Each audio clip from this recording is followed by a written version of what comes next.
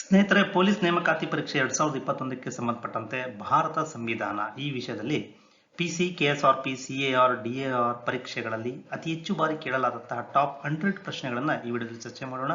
ವಿಡಿಯೋನ ಕೊನೆವರೆಗೂ ನೋಡಿ. ವಿಡಿಯೋ ಇಷ್ಟ ಆದರೆ ಲೈಕ್ ಮಾಡಿ, ಇದರ ಬಗ್ಗೆ ಕಾಮೆಂಟ್ಸ್ ಮಾಡಿ, ನಿಮ್ಮ ಸ್ನೇಹಿತರಿಗೂ ಶೇರ್ ಮಾಡಿ ಅಂತ ಹೇಳುತ್ತಾ ಮೊದಲ ಪ್ರಶ್ನೆ, ಅಧ್ಯಕ್ಷರ ದೋಷಾರೋಪಣೆಯನ್ನ ಈ ಕೆಳಗಿನವುಗಳಲ್ಲಿ ಯಾರಿಂದ ನಡೆಸಲಾಗುತ್ತದೆ? ರಾಷ್ಟ್ರಪತಿಯವರ ದೋಷಾರೋಪಣೆ ಇದನ್ನ ಭಾರತದ ಸಂಸತ್ತಿನಿಂದ ಆಯ್ಕೆ ಸಿ ಇಂದ ನಡೆಸಲಾಗುತ್ತದೆ. ರಾಷ್ಟ್ರಪತಿಯವರ ದೋಷಾರೋಪಣೆಗೆ ಸಂಬಂಧಪಟ್ಟಂತಹ ವಿಧಿ 61ನೇ ವಿಧಿ. ರಾಷ್ಟ್ರೀಯ ಮಾನವ ಹಕ್ಕುಗಳ ಆಯೋಗದ ಅಧ್ಯಕ್ಷರಾಗಿ ಯಾರನ್ನು ನೇಮಿಸಬಹುದು? ರಾಷ್ಟ್ರೀಯ ಮಾನವ ಹಕ್ಕುಗಳ ಆಯೋಗ ಇದು ಒಂದು ಶಾಸನಬದ್ಧ ಸಂಸ್ಥೆ. 1993ರ ಮಾನವ ಹಕ್ಕುಗಳ ಕಾಯ್ದೆಯಡಿ ಇದು ರಚನೆಯಾಗಿದೆ. ಈ ಆಯೋಗದ ಅಧ್ಯಕ್ಷರನ್ನಾಗಿ ಸರ್ವೋಚ್ಚ ನ್ಯಾಯಾಲಯದ ನಿವೃತ್ತ ಮುಖ್ಯ ನ್ಯಾಯಾಧೀಶರನ್ನ ನೇಮಿಸಬಹುದು. ಪ್ರಸ್ತುತ ರಾಷ್ಟ್ರೀಯ ಮಾನವ ಹಕ್ಕುಗಳ ಆಯೋಗದ ಅಧ್ಯಕ್ಷರು ಅರುಣ್ ಕುಮಾರ್ ಮಿಶ್ರಾ, ನಿವೃತ್ತ ಸುಪ್ರೀಂ ಕೋರ್ಟ್ ಜಡ್ಜ್. ಈ ಕೆಳಗಿನ ಯಾವ ಸಮಿತಿ ಭಾರತದಲ್ಲಿ ಪಂಚಾಯತ್ ರಾಜ್ ವ್ಯವಸ್ಥೆಗೆ ಶಿಫಾರಸು ಮಾಡಿತು?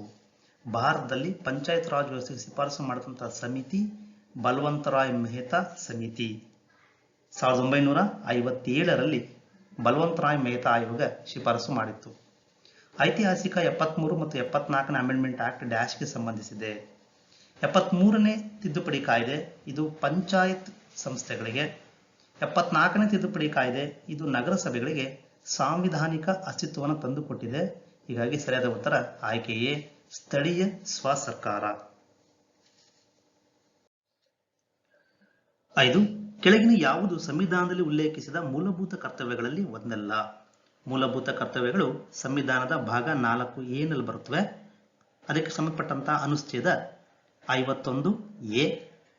ಸಾರ್ವಜನಿಕ ಆಸ್ತಿಯನ್ನು ರಕ್ಷಿಸುವುದು ಮತ್ತು ಹಿಂಸೆಯನ್ನು ತಪ್ಪಿಸುವುದು, ನಮ್ಮ ಸಂಯೋಜಿತ ಸಂಸ್ಕೃತಿಯ ಶ್ರೀಮಂತ ಪರಂಪರೆಯನ್ನು ಮೌಲ್ಯೀಕರಿಸಿ ಗೌರವಿಸುವುದು ಮತ್ತು ಸಂರಕ್ಷಿಸುವುದು, ವೈಜ್ಞಾನಿಕ ಮನೋಭಾವವನ್ನು ಬೆಳೆಸುವುದು ಈ 3 ಮೂಲಭೂತ ಕರ್ತವ್ಯಗಳಾದರೆ ಚುನಾವಣೆಯಲ್ಲಿ ಮತ ಚಲಾಯಿಸುವುದು ಇದು ಮೂಲಭೂತ ಕರ್ತವ್ಯ ಅಲ್ಲ.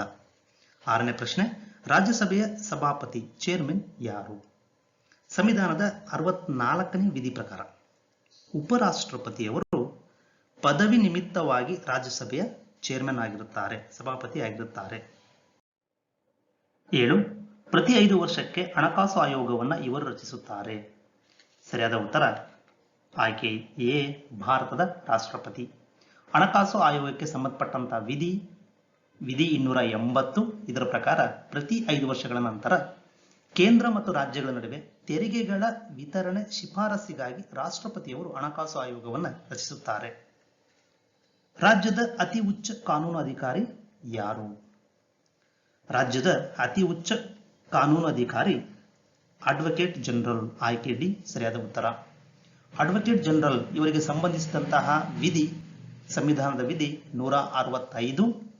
ಅಡ್ವೊಕೇಟ್ ಜನರಲ್ ಅವರು ರಾಜ್ಯಪಾಲರಿಂದ ನೇಮಿಸಲ್ಪಡುತ್ತಾರೆ. ಭಾರತೀಯ ಸಂವಿಧಾನದಲ್ಲಿ ಮೂಲಭೂತ ಹಕ್ಕುಗಳ ಕಲಂಗಳು ಯಾವುದು? ಮೂಲಭೂತ ಹಕ್ಕುಗಳು ಸಂವಿಧಾನದ ಭಾಗ 3ರಲ್ಲಿವೆ. ವಿಧಿ 12ರಿಂದ 35 ಇವು ಮೂಲಭೂತ ಹಕ್ಕುಗಳಿಗೆ ಸಂಬಂಧಿಸಿದಂತ ವಿಧಿಗಳಾಗಿವೆ. ಭಾರತದ ಪ್ರಥಮ ಭಾಷೆ ಆಧಾರಿತ ರಾಜ್ಯ ಯಾವುದು? ಪ್ರಥಮ ಭಾಷೆ ಆಧಾರಿತ ರಾಜ್ಯ ಆಂಧ್ರ ಪ್ರದೇಶ. ಆಂಧ್ರ ಪ್ರದೇಶವನ್ನ ಅಕ್ಟೋಬರ್ 1, 1953ರಂದು ಮೊದಲ ಭಾಷಾವಾರು ರಾಜ್ಯವಾಗಿ ರೂಪುಗೊಂಡಿದೆ ಆಂಧ್ರ ಪ್ರದೇಶ. ಪರಿಸರವನ್ನ ರಕ್ಷಿಸುವುದು ಮತ್ತು ಸುಧಾರಿಸುವ ಹಾಗೂ ಅರಣ್ಯ ಮತ್ತು ವನ್ಯ ಮೃಗಗಳನ್ನು ಕಾಪಾಡುವುದು ಇದು ರಾಜ್ಯ ನೀತಿಯ ಸಾಮಾನ್ಯ ನಿರ್ದೇಶಕ ನಿಯಮ.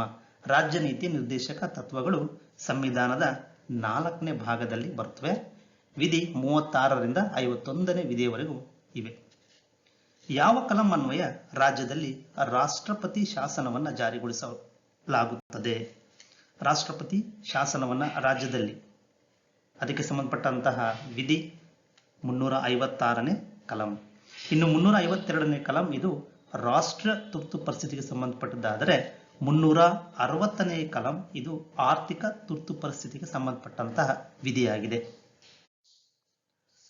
ಈ ಕೆಳಗಿನವುಗಳಲ್ಲಿ ಯಾವುದು ಸರಿ?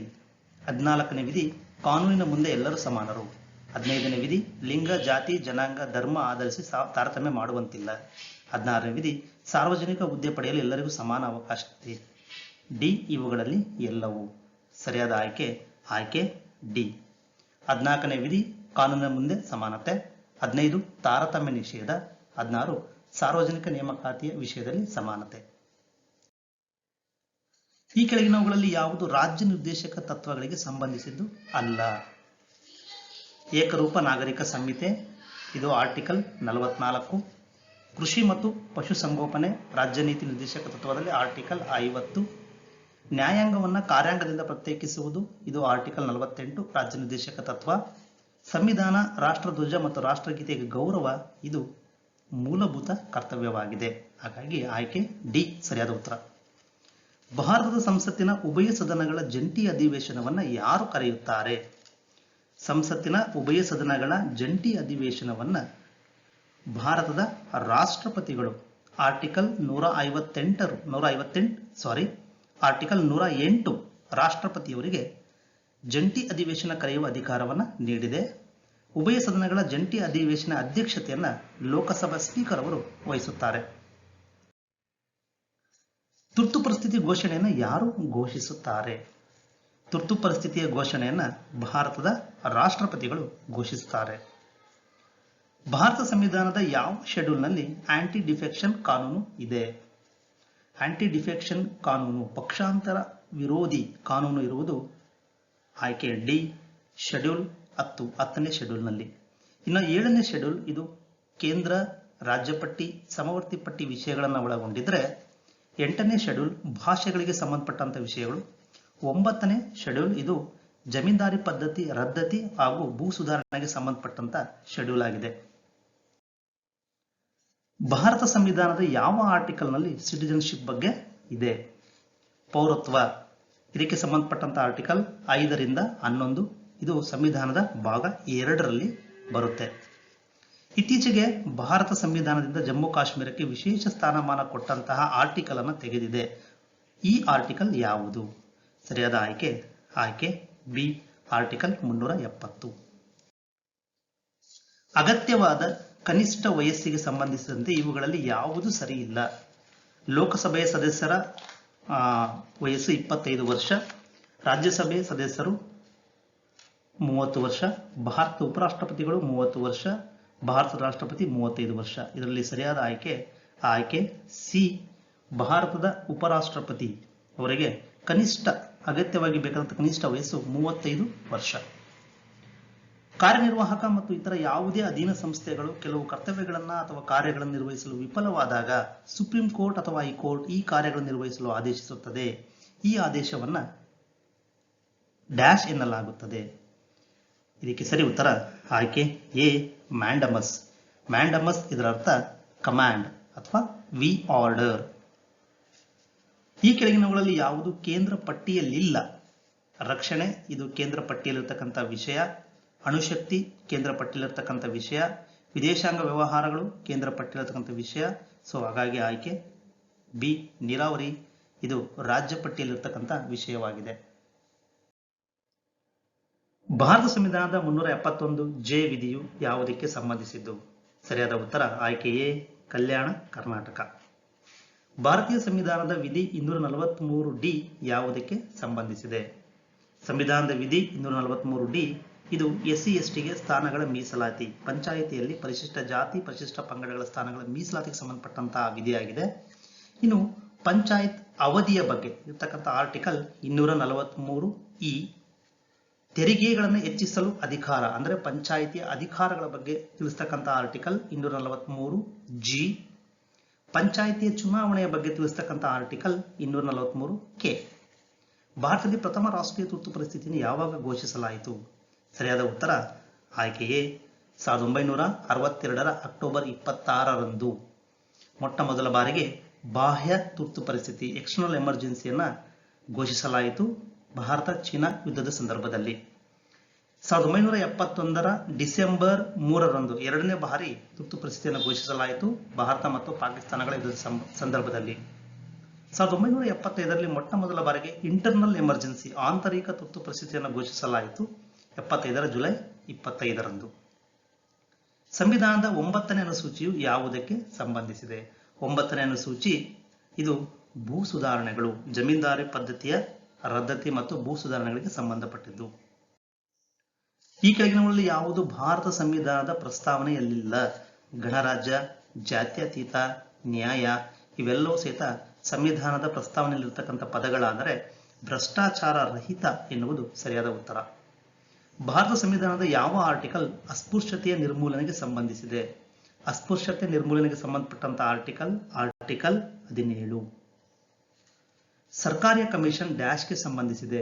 ಸರ್ಕಾರಿಯ ಕಮಿಷನ್ ಇದು ಕೇಂದ್ರ ಮತ್ತು ರಾಜ್ಯಗಳ ಸಂಬಂಧಗಳಿಗೆ ಸಂಬಂಧಪಟ್ಟಂತಹ ಆಯೋಗವಾಗಿದೆ.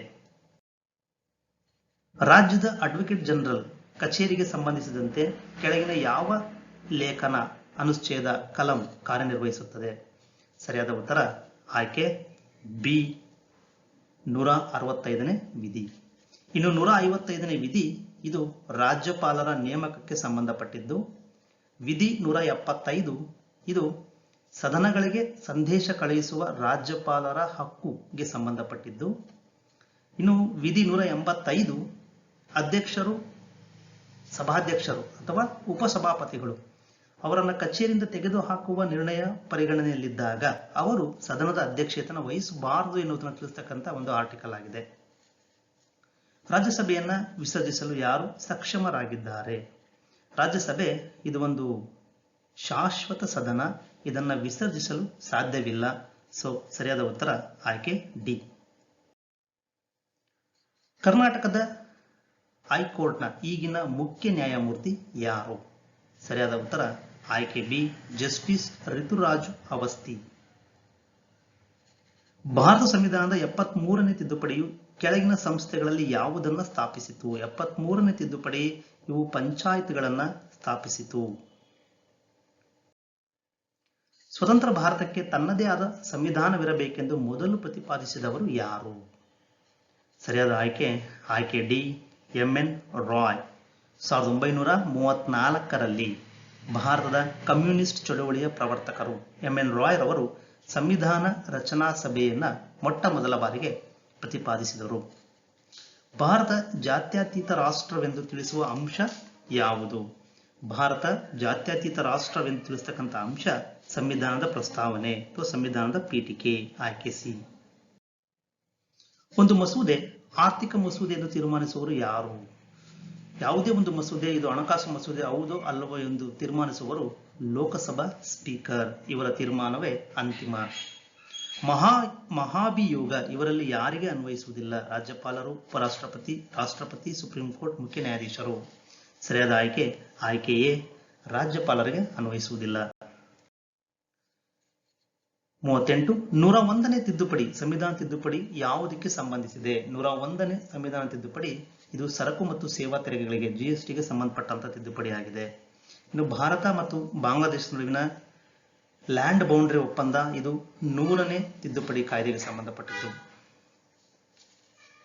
39 ನೀತಿ ಆಯೋಗ ಸ್ಥಾಪನೆಯಾದ ವರ್ಷ. ನೀತಿ ಆಯೋಗ ಸ್ಥಾಪನೆಯಾದಂತಹ ವರ್ಷ 2015ರ ಜನವರಿ 1. ಭಾರತದ ಸಂಸತ್ತಿನಲ್ಲಿ ಅತಿ ದೊಡ್ಡ ಸಮಿತಿ ಯಾವುದು? ಭಾರತದ ಸಂಸತ್ತಿನಲ್ಲಿ ಅತಿ ದೊಡ್ಡ ಸಮಿತಿ ಅಂದಾಜು ಸಮಿತಿ. ಅಂದಾಜು ಸಮಿತಿಯಲ್ಲಿರ್ತಕ್ಕಂಥ ಎಲ್ಲ ಸದಸ್ಯರು ಲೋಕಸಭಾ ಸದಸ್ಯರಾಗಿರುತ್ತಾರೆ. 30 ಸದಸ್ಯರನ್ನು ಒಳಗೊಂಡಂತಹ ಸಮಿತಿಯಾಗಿದೆ. ಸರ್ವೋಚ್ಚ ನ್ಯಾಯಾಲಯದ ನ್ಯಾಯಾಧೀಶರು ಯಾವ ವಯಸ್ಸಿನಲ್ಲಿ ನಿವೃತ್ತರಾಗುತ್ತಾರೆ? ಸರ್ವೋಚ್ಚ ನ್ಯಾಯಾಲಯ ಸುಪ್ರೀಂ ಕೋರ್ಟ್ನ ನ್ಯಾಯಾಧೀಶರ ನಿವೃತ್ತ ವಯಸ್ಸು 65 ವರ್ಷಗಳು. ಸಂವಿಧಾನದ ಯಾವ ಪರಿಚ್ಛೇದದ ಕೆಳಗೆ ಭಾರತದ ರಾಷ್ಟ್ರಪತಿಯವರಿಗೆ ಕ್ಷಮಾದಾನದ ಅಧಿಕಾರವನ್ನು ನೀಡಲಾಗಿದೆ? ಭಾರತದ ರಾಷ್ಟ್ರಪತಿಯವರ ಕ್ಷಮಾದಾನದ ಆರ್ಟಿಕಲ್ ಅವರಿಗೆ ಅಧಿಕಾರ ನೀಡಿದಂತಹ ಆರ್ಟಿಕಲ್ 72. ಭಾರತದ ಚುನಾವಣಾ ಆಯೋಗವು ಇವುಗಳಿಗೆ ಚುನಾವಣೆಯನ್ನು ಮಾಡುವುದಿಲ್ಲ. ಚುನಾವಣಾ ಆಯೋಗ ರಾಷ್ಟ್ರಪತಿ, ಉಪರಾಷ್ಟ್ರಪತಿಯವರ ಚುನಾವಣೆ ನಡೆಸುತ್ತೆ, ಲೋಕಸಭಾ ಚುನಾವಣೆ ನಡೆಸುತ್ತೆ, ರಾಜ್ಯ ವಿಧಾನಸಭೆಗಳ ಚುನಾವಣೆಗಳನ್ನು ನಡೆಸುತ್ತೆ. ಆದರೆ ನಿಗಮಗಳು, ನಗರಸಭೆಗಳು ಮತ್ತು ಇತರ ಸ್ಥಳೀಯ ಸಂಸ್ಥೆಗಳ ಚುನಾವಣೆಯನ್ನು ನಡೆಸುವುದಿಲ್ಲ. ಕರ್ನಾಟಕ ರಾಜ್ಯ ವಿಧಾನಸಭೆಯ ಈಗಿನ ಸಭಾಧ್ಯಕ್ಷರು ಯಾರು? ಈಗಿನ ಸಭಾಧ್ಯಕ್ಷರು ವಿಶ್ವೇಶ್ವರ ಹೆಗಡೆ ಕಾಗೇರಿ. ಕಾನೂನಿನ ಮುಖ್ಯ ಪ್ರಶ್ನೆಗಳಲ್ಲಿ ಈ ಕೆಳಗಿನ ಯಾರು ಸರ್ವೋಚ್ಚ ನ್ಯಾಯಾಲಯದ ಸಲಹಾತ್ಮಕ ಅಭಿಪ್ರಾಯವನ್ನು ಪಡೆಯುತ್ತಾರೆ? ಕಾನೂನಿನ ಮುಖ್ಯ ಪ್ರಶ್ನೆ ಉದ್ಭವಿಸಿದಲ್ಲಿ ಭಾರತದ ರಾಷ್ಟ್ರಪತಿಯವರು ಸರ್ವೋಚ್ಚ ನ್ಯಾಯಾಲಯದ ಸಲಹಾತ್ಮಕ ಅಭಿಪ್ರಾಯವನ್ನು ಪಡೆಯುತ್ತಾರೆ.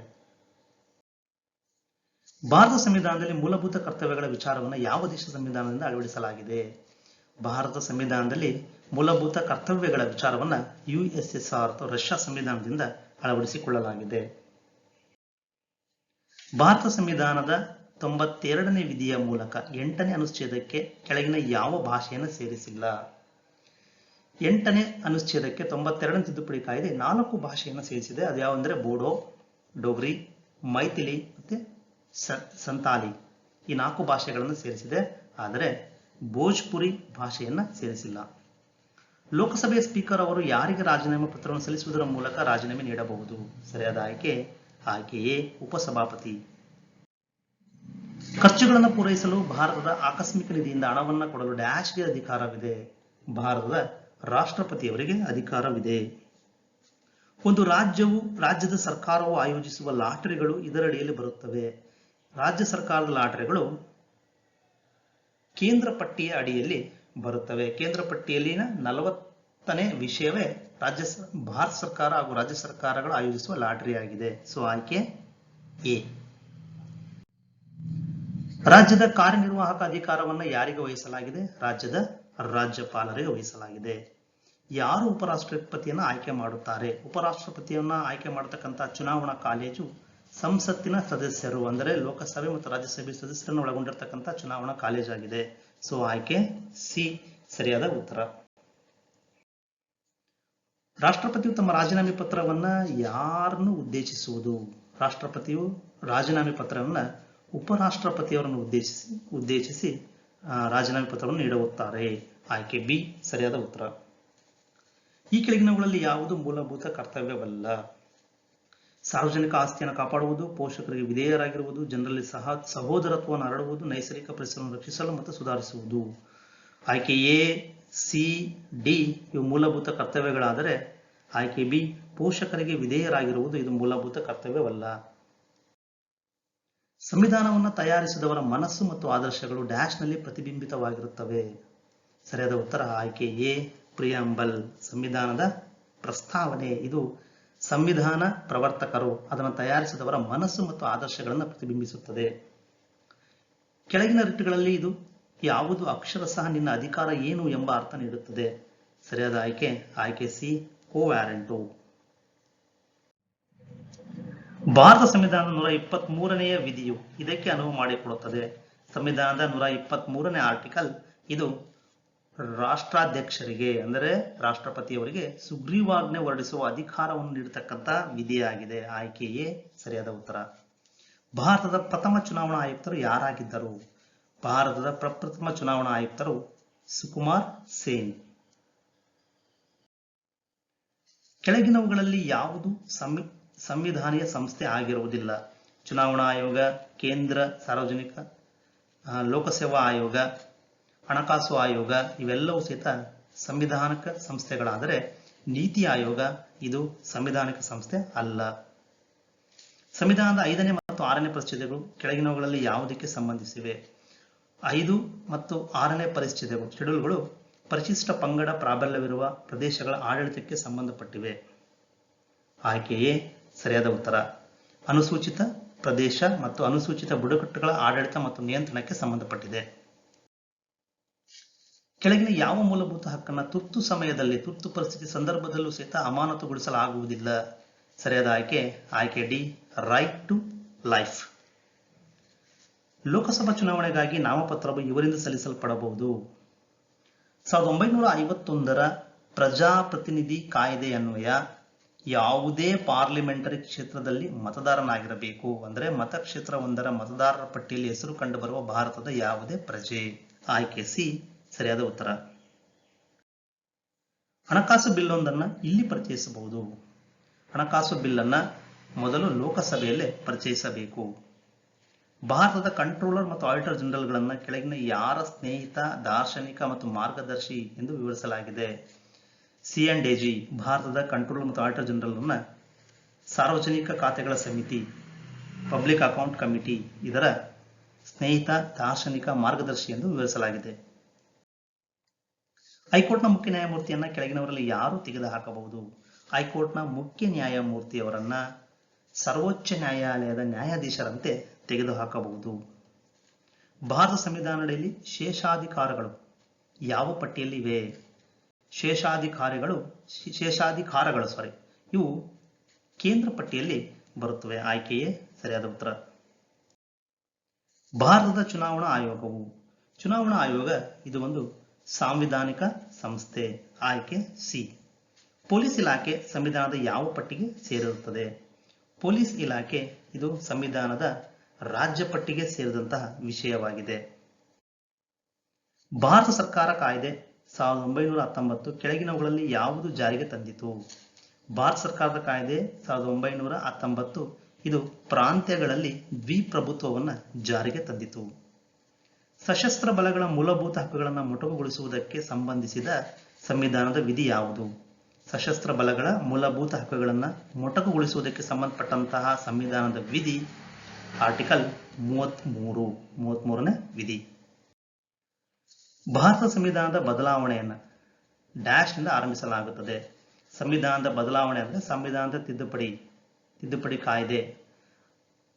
ಇದನ್ನ ಲೋಕಸಭೆ ಅಥವಾ ರಾಜ್ಯಸಭೆಯಿಂದ ಪ್ರಾರಂಭಿಸಬಹುದು. ಭಾರತೀಯ ಸಂವಿಧಾನದ ಮುನ್ನುಡಿಯನ್ನ ಈ ಕೆಳಗಿನ ಯಾವ ತಿದ್ದುಪಡಿ ಕಾಯ್ದೆಯಿಂದ ತಿದ್ದುಪಡಿ ಮಾಡಲಾಗಿದೆ?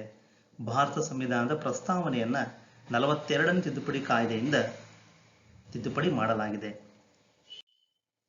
ಕರ್ನಾಟಕ ಉಚ್ಚ ನ್ಯಾಯಾಲಯದ ಹೈಕೋರ್ಟ್ನ ಮೊದಲ ಮುಖ್ಯ ನ್ಯಾಯಾಧೀಶರಾಗಿದ್ದವರು ಯಾರು? ಕರ್ನಾಟಕ ಹೈಕೋರ್ಟ್ನ ಮೊದಲ ಮುಖ್ಯ ನ್ಯಾಯಾಧೀಶರಾಗಿದ್ದವರು ಆರ್ ವೆಂಕಟರಾಮಯ್ಯ.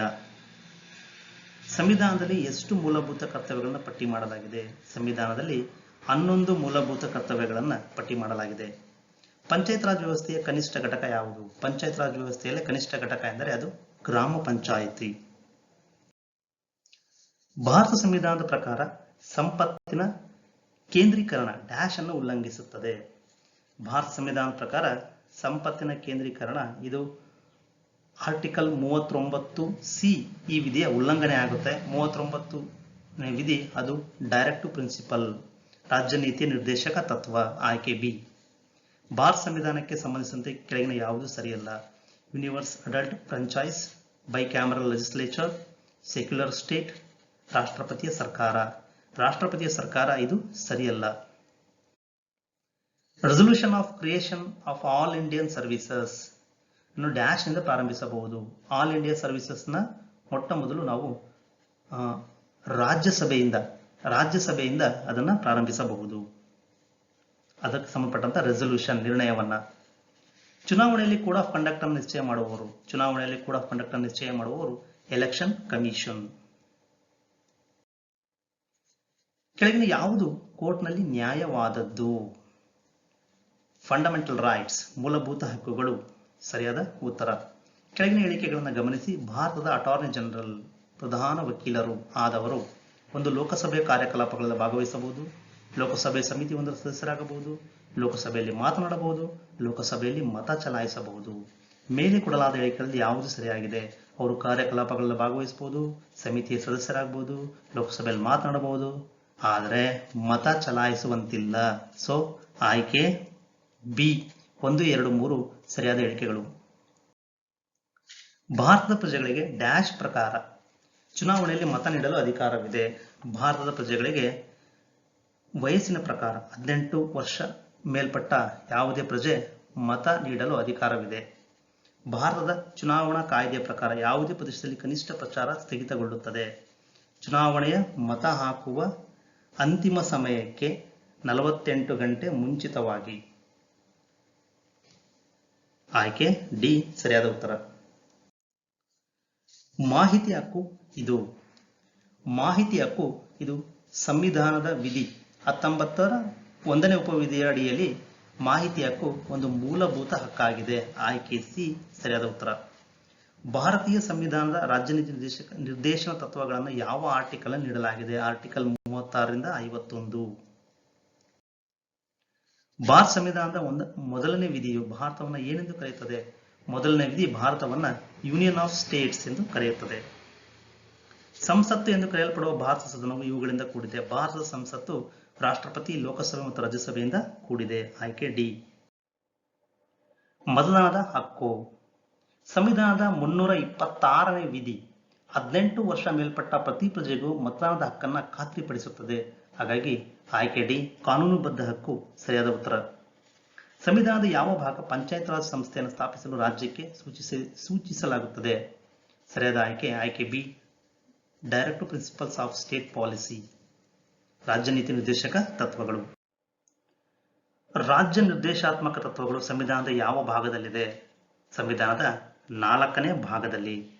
ಸಮಾನತೆಯ ಹಕ್ಕನ್ನು ಪ್ರತಿಪಾದಿಸುವ ವಿಧಿ ಯಾವುದು? ಸಮಾನತೆಯ ಹಕ್ಕನ್ನು ಪ್ರತಿಪಾದಿಸುವ ಸಂವಿಧಾನದ ವಿಧಿ 14ನೇ ವಿಧಿ. ಅಬ್ದುಲ್ ಕಲಾಂ ರವರು ಭಾರತದ ಎಷ್ಟನೇ ರಾಷ್ಟ್ರಪತಿಯಾಗಿದ್ದರು? ಅಬ್ದುಲ್ ಕಲಾಂ ರವರು ಭಾರತದ 11ನೇ ರಾಷ್ಟ್ರಪತಿಯಾಗಿದ್ದವರು. ಯಾವ ರಾಜ್ಯದಲ್ಲಿ ಶಾಸನಸಭೆ ಸದಸ್ಯರು ಅತ್ಯಂತ ಹೆಚ್ಚಿನ ಸಂಖ್ಯೆಯಲ್ಲಿದ್ದಾರೆ? ಉತ್ತರ ಪ್ರದೇಶ ಸರಿಯಾದ ಉತ್ತರ. ಭಾರತದ ಮೊದಲ ರಾಷ್ಟ್ರಪತಿ ಯಾರು? ರಾಜೇಂದ್ರ ಪ್ರಸಾದ್. ಕರ್ನಾಟಕ ಲೋಕಸಭೆ ಹಾಗೂ ರಾಜ್ಯಸಭೆಗೆ ಎಷ್ಟು ಸೀಟುಗಳು ನೀಡಲಾಗಿದೆ? ಕರ್ನಾಟಕದ ಲೋಕಸಭೆಗೆ 28 ಸೀಟುಗಳು, ರಾಜ್ಯಸಭೆಗೆ 12 ಸೀಟುಗಳು. ನಮ್ಮ ರಾಜ್ಯ ಅಥವಾ ದೇಶವು ಉಚಿತ ಮತ್ತು ಕಡ್ಡಾಯ ಶಿಕ್ಷಣವನ್ನು ಎಲ್ಲ ವಯಸ್ಸಿನ ಮಕ್ಕಳಿಗೆ ಒದಗಿಸುತ್ತದೆ. ಅಂದರೆ ಯಾವ ವಯಸ್ಸಿನ ಮಕ್ಕಳಿಗೆ? 6 ರಿಂದ 14 ವರ್ಷ. ಸಿಎಜಿಯ ಪೂರ್ಣ ವಿಸ್ತರಣೆ ಏನು? CAG controller and auditor general. ಯಾವ ಕಲಂ ಅನ್ವಯ ರಾಜ್ಯದಲ್ಲಿ ರಾಷ್ಟ್ರಪತಿ ಶಾಸನವನ್ನು ಜಾರಿಗೊಳಿಸಲಾಗುತ್ತದೆ? ರಾಷ್ಟ್ರಪತಿ ಶಾಸನ ಜಾರಿಗೊಳಿಸತಕ್ಕಂಥ ಕಲಂ 356. ಭಾರತದ ಪ್ರಥಮ ನಾಗರಿಕ ಯಾರು? ಭಾರತದ ಪ್ರಥಮ ನಾಗರಿಕ ಭಾರತದ ರಾಷ್ಟ್ರಪತಿ. ರಾಜ್ಯಸಭೆಯಲ್ಲಿ ರಾಜ್ಯದ ಪ್ರತಿನಿಧಿಯನ್ನ ಕೆಳಗಿನ ಯಾವುದರ ಮೂಲಕ ಮಾಡಲಾಗುತ್ತದೆ? ರಾಜ್ಯಸಭೆಯಲ್ಲಿ ರಾಜ್ಯದ ಪ್ರತಿನಿಧಿಯನ್ನ ರಾಜ್ಯ ವಿಧಾನಸಭೆಯ ಚುನಾಯಿತ ಸದಸ್ಯರಿಂದ ಆಯ್ಕೆ ಮಾಡಲಾಗುತ್ತದೆ. ಆಯ್ಕೆ ಸಿ. ಆತ್ಮೀಯರೇ, ಇದುವರೆಗೂ ಈ ವಿಡಿಯೋ ನೋಡಿದ್ದಕ್ಕಾಗಿ ಧನ್ಯವಾದಗಳು. ಮುಂದಿನ ವಿಡಿಯೋದೊಂದಿಗೆ ಮತ್ತೆ ಭೇಟಿಯಾಗೋಣ. ಮತ್ತೊಮ್ಮೆ ಧನ್ಯವಾದಗಳು.